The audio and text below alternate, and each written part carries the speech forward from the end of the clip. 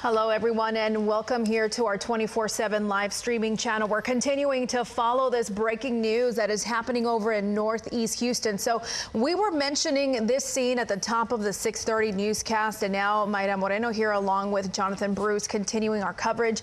So, Jonathan, we saw that this suspect is in that body of water and is not moving. Of course, you can't see too much because it's dark, but officers are hoping to pretty much reel him out of there. A major scene we've been following. I'm actually looking back at our notes in the newsroom, Mayra. The first one, there's a fella maybe trapped in the pond. And in fact, that is what we're looking at right now. Let's go to Sky 13's Don Armstrong. Don, this is a wild situation. Any movement here? Is he still in the body of water?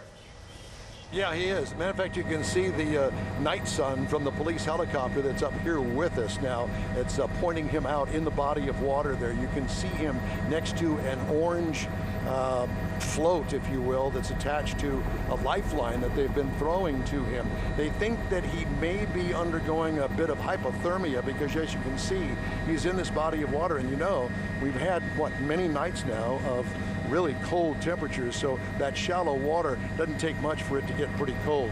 Anyway, they have called now for a Houston Fire Department and a water rescue unit to come out here to try to get him out of the water. This is one of the crazier things that I have seen in covering news from the helicopter all these years, but he started off as a chase suspect in a white pickup truck. Let me pan over here and let you see. There is the white pickup truck with all the police cars around it. He bailed and ran across the railroad tracks through the woods. I guess that he thought that the woods would go on, but as you can see, it didn't. It wound up in this sand pit here that was half filled with water. And so they are now, looks as though a couple of officers are brave enough to walk out there, maybe to grab him. I'll tell you what, I'm glad that that's not me, but because you know that water is cold. Also, it's dangerous because you don't know if that man has any kind of weapon on him, but it looks as though that they have nabbed him now, and they're going to try to get him out of the water. Houston Fire Department on the scene as well. They just don't have a water rescue unit here just yet. They are pulling him now to shore, as you can see. We're sorry for the picture, but you have to understand it's pitch black out here, and we've got the camera gained all the way up. This is the best we can do, and we also have some altitude here because we're trying to stay out of the way of the police helicopter. But there they are. As you can see, they're getting him on shore now, so this looks like it's going to be over with pretty quick. Many of us remarked in here that if it surprises Don Armstrong, you know it is a crazy scene. Don, let me just ask you, I'll just say, I mean, there has to be some urgency. This is not like other standoffs, right? Because I have to imagine of how cold it is that he can't stay in the water forever, and looks like now that's changing. Yeah, well, exactly. I mean, 40 minutes in the water up to your chest, and you know that that water is cold besides being yucky. But I can tell you that they're working on him now. At least they've got him out of the water, and he's up and running. They're either going to carry him or get an ambulance down here with a stretcher to get him into something that's warmer and get that chill off of him.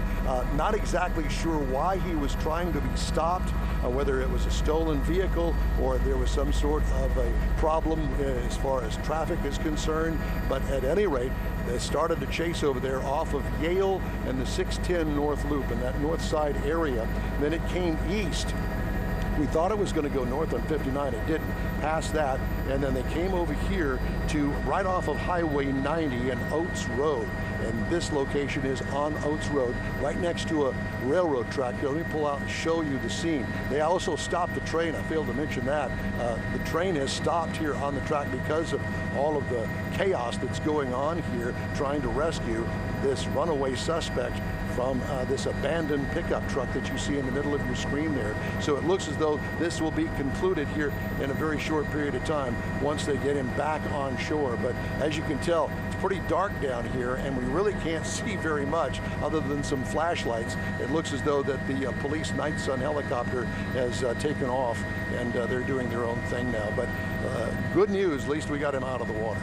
Yeah, and honestly, being from Houston, we see so many crazy situations, Don, but I was thinking the same thing. We have never seen anything quite like this. But, you know, it really makes you wonder, where does he think he was going? Yeah, that was going to be my question. Did he mean to run into there, or just kind of happened and fell into the pit? Yeah, maybe he thought, hey, if I get in here, they won't follow me. All I can tell you is that, you know, that pit is covered up by trees. I don't know whether you can see it. It's so dark right now. But so he stopped there. There was a road that leads across that railroad track, ran into the woods and thought, uh-oh, I don't have any place to go here, so I'll just get in the water. Maybe I can hide from them there. Well, that didn't work out so well. But as you can see, they're trailing up with their flashlights, trying to get him back over here to Oates Road on the northeast side of town. And just a timeline here, and I should say we don't know the identity of the suspect or the gender, or really, as Don said, kind of why all this started. What we do know is it started around 5:50 and ended around 6:20, at least the vehicle part of the chase. And those are really the facts that we have right now. But again, do not know the identity matter of the suspect or really why all of this played out. Yeah, and eventually we will get those details. I think initially when stuff like this happens, we just know of those minor facts. But again, we're glad that police were able to safely reel him out of that body of water because, you know, it is concerning. It's pretty chilly for us here in this area. I believe we're about 58 degrees now, so you can only imagine how icy that water may be, just a little bit too cold for comfort, really.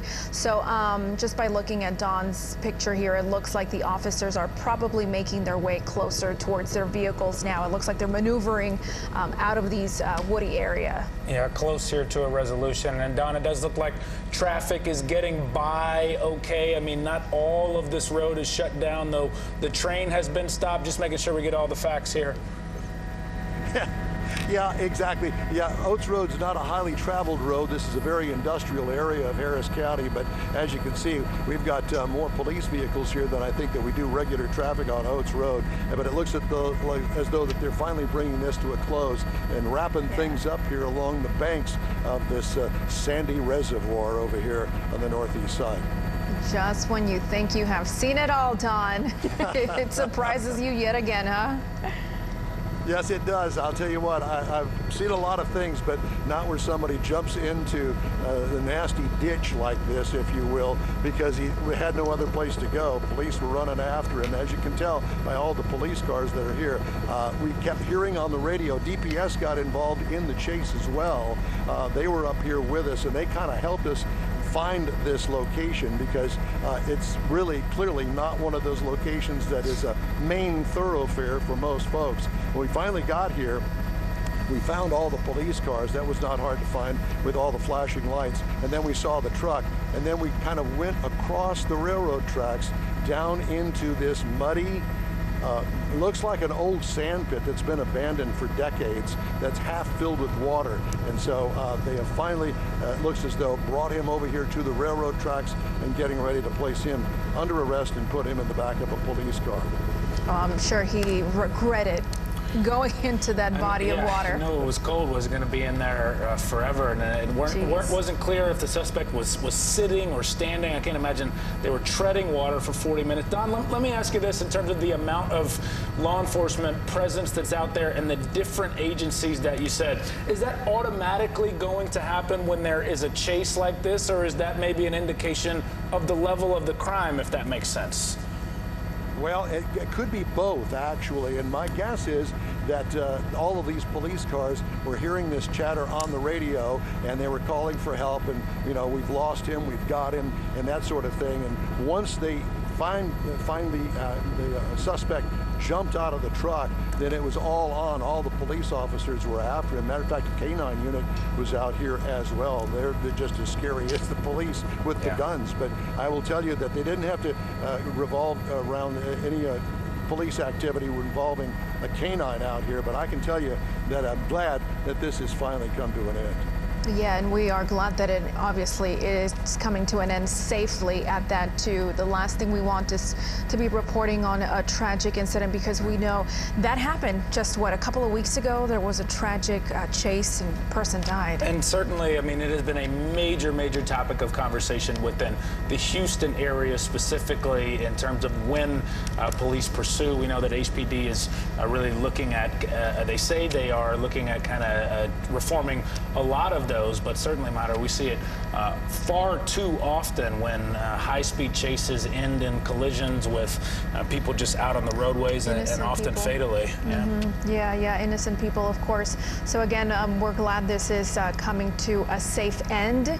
So we are looking at officers getting out of that wooded area. As you can see, Don is showing us this image. He's trying to zoom in as best he can because, again, it is pretty dark out there. But you see all of those flashlights that those officers are trying to get out of the woods and try to put this suspect in the back of one of the patrol cars. And again, we still don't know if this is a male or female. We have seen plenty of cases before where it is a woman behind the wheel. So it'll be a matter of time before we find out exactly what this suspect did and why police felt the need to chase him into this area. And one of the interesting things to me is, I mean, you talk a lot about the different kind of equipment that police may have and say, hey, they're outfitted with a lot of stuff. Don, I can't imagine, I mean, they do have this gear, and this is the time to use your green lights at night and your ropes to pull people out. This has to be a pretty unique situation for law enforcement. Maybe not, but I know they're certainly breaking some toys out. Well, yeah, and I didn't see any glow sticks, but there's the suspect, as you can see, approaching one of the police cars that they're going to put him in the back of once they get him searched. And I'm glad that I'm not involved in any of that after coming out of that nasty water that he's been in for at least 45 minutes. But quite the scene over here. And, of course, we have a wrecker standing by to tow the suspect's vehicle, the chase vehicle, or chased vehicle, I should say, over here off of the Oates Road area and off of Highway 90. A lot of traffic out here, as you can see right now, because we have an ambulance on the scene. They're going to have to check him out before they take him down to the city jail first. And it's going to be a while, but they finally got this thing wrapped up. Nobody left in the sandy pit over here, as you can see. So that's good news, and we don't have to worry about that anymore. Yeah, that's good. And if you're just joining us here on the 24/7 streaming channel, we just want to bring you up to speed here, if we can, on what happened. So you're looking at Sky I-13 over this live image of several police officers off to the side. So we understand this was the end of a chase that happened over in Northeast Houston, Beaumont Highway and Oates Road, a pretty secluded area, if you will.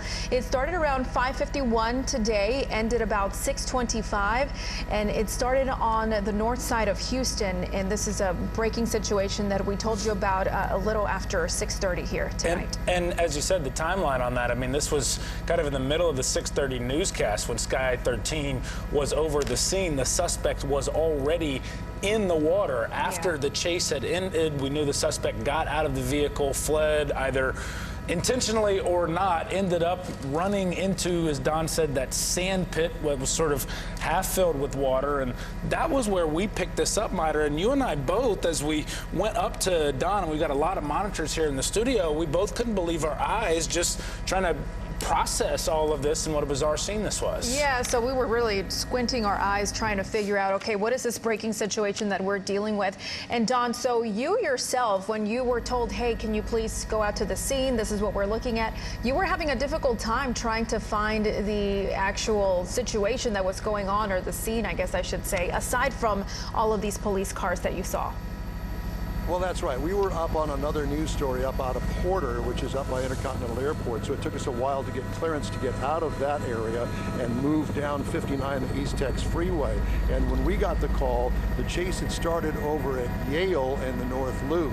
And they were headed eastbound. So I told our pilot, I said, let's just go down 59 and try to intercept it down here at the 610 North Loop. Well, they kind of beat us over to that area with this chase. And then we depended on the DPS helicopter to tell us exactly where it was, because of the brush and the trees that are in the area. It really wasn't evident where all of this was going when we're, traveling probably 15 miles from here. So once we got on the scene, then we realized, wait a minute, there's nobody in the truck. Started looking around, and there were all the police officers looking in the pond.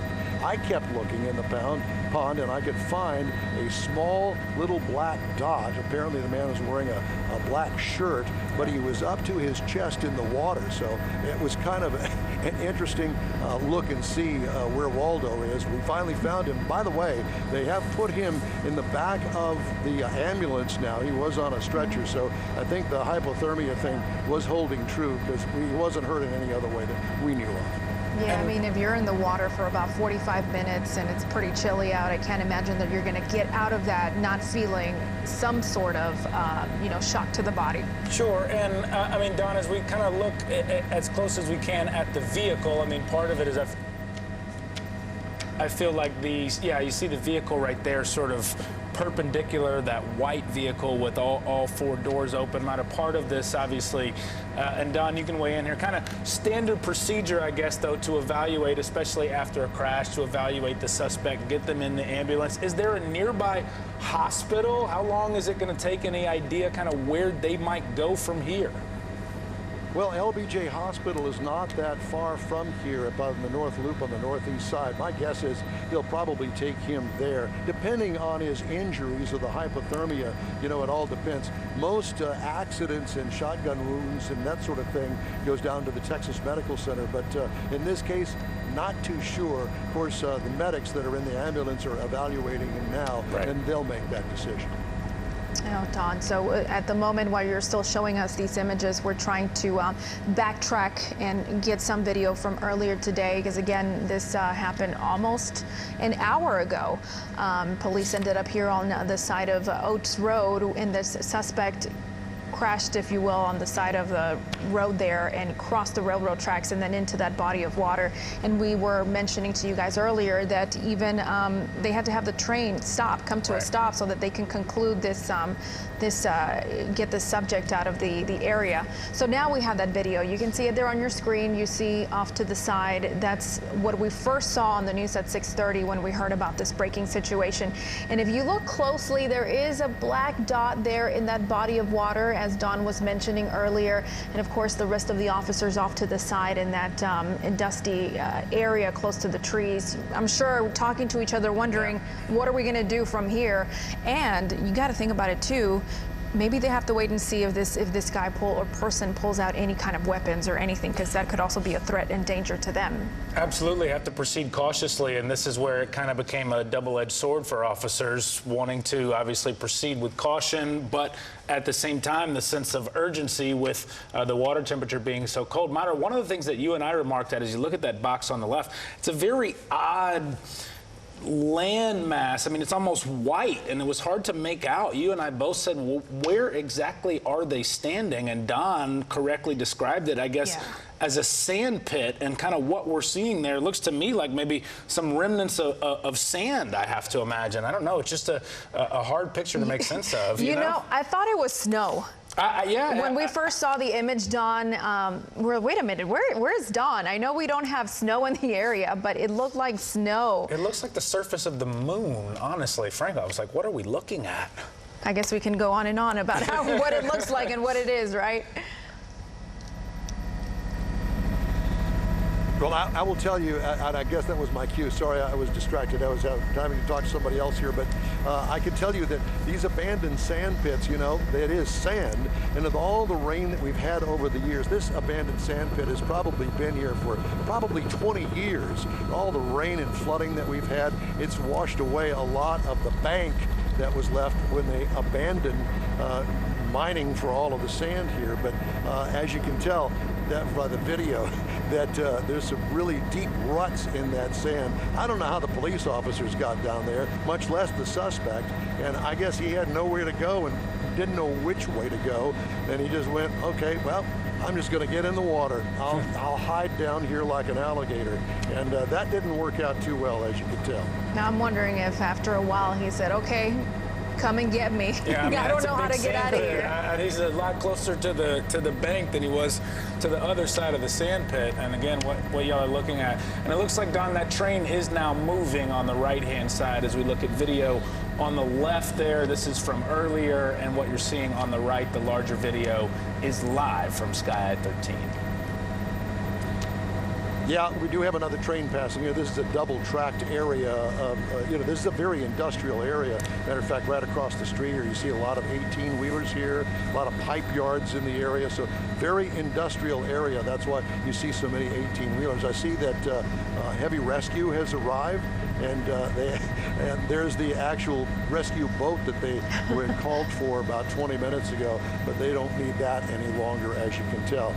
Ambulance still here, and the suspect is inside the ambulance, and looks as though that everybody's getting back into their cars now. Well, listen, whatever which way they had to, it looks like they were ready to get the suspect. We said we were either going to swim to you or we're going to get you by boat, but either way we're going to get you. So again, if you're just joining us, we are reporting on this end of chase where police just grabbed a suspect from a body of water near this remote area, and it seems like everything is ending safely. That suspect was placed into the back of an ambulance to double check him and make sure he's okay, because it seems like maybe he went into some sort of shock after being in that cold water for a good while. It seems almost an hour. And we first brought y'all this as breaking news during our 6:30 newscast. I'm looking at our timeline again. Just a series of notes, as you know, Mayra, that we all share around the newsroom. Really, our first indication coming from Chris Rodriguez, our assignment desk, at 6:30. So that's nearly an hour ago. But Sky Eye, as Don said, I mean, they spotted it first just there from Sky Eye 13. And that is one of the things that we're able to do now with the ABC 13 24/7 live stream, is continue our coverage from the newscast that we begin there at 6:30. And again, here we are, 7:20 on our ABC 13 live stream. All right, we have two pictures for you. One of them is from earlier today. As you can see, the other one is the current live picture. And Don, just a quick recap from you, if you can bring us up to speed again. Yeah, so this chase started over on the north side, just north of the loop off of Yale, went eastbound across the north loop, then wound up on Highway 90, the old Beaumont Highway, if you will. And then from there, we got over here to Oates Road, very industrial area, a lot of heavy police presence as he was being chased. We don't know why he was being chased. We understand also that there was another suspect that is in custody that wasn't in the water. This suspect jumped out of the truck, ran across the railroad tracks through the woods here, and right on the other side of the woods in this very dark area over the left-hand side of your screen is a very old, abandoned sand pit that's about half full of water. He was up to his chest in water for about 40 minutes or so, and I'll tell you, hypothermia, if it didn't set in, it was about to. Police wound up going into the water, retrieving him, got him out of there. He's in the ambulance, and this thing looks like it's just about a wrap. Even Don Armstrong saw something new today there from Sky 13. Don, thanks so much. If it shocks Don, it will shock the entire city. Don, thank you so much for your great reporting out there from the sky on all of this. And we want to just mention that we are staying on top of this. We do have a crew that is headed to the scene. They will be asking more questions and trying to get those details for us. And we'll have them here for you on the news at 10 o'clock and live streaming our 9 o'clock newscast. Thanks so much for being with us on ABC 13 on our live stream.